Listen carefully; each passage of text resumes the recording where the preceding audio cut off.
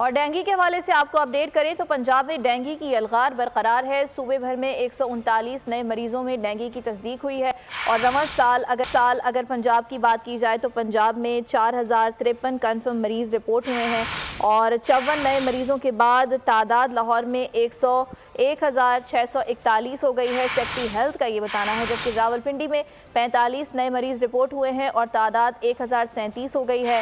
ملتان 12، فیصل آباد میں 30 سامنے آئے ہیں۔ سیکٹری ہیلتھ کی جانب سے یہ اعداد و شمار جاری کیے گئے ہیں۔ پنجاب بھر کے جو شہر ہیں وہاں ڈینگی کی الغار برقرار ہے اور صوبے بھر میں 139 نئے مریضوں میں ڈینگی کی تصدیق ہوئی ہے۔ تابش بٹ ہمارے ساتھ موجود ہیں، انسداد ڈینگی کے لیے کیا کیا جا رہا ہے ان سے جانیں گے۔ جی تابش۔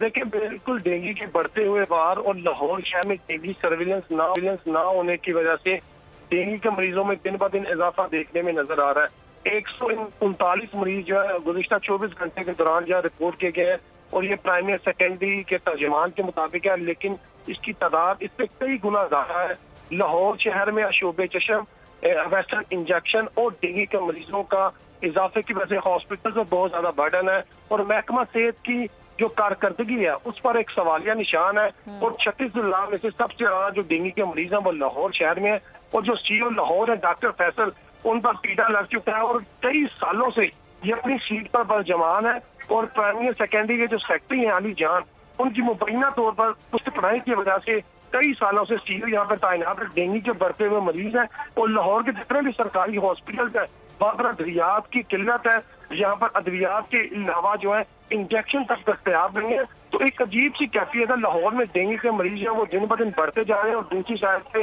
جو ویسٹرن انجیکشن ہے اس کے مریضوں کی تعداد میں بھی اضافہ دیکھنے میں نظر آ رہا ہے اور اس تمام صورتحال میں اسپتالوں میں برڈن زیادہ ہو گیا ہے۔ بہت شکریہ اس بات۔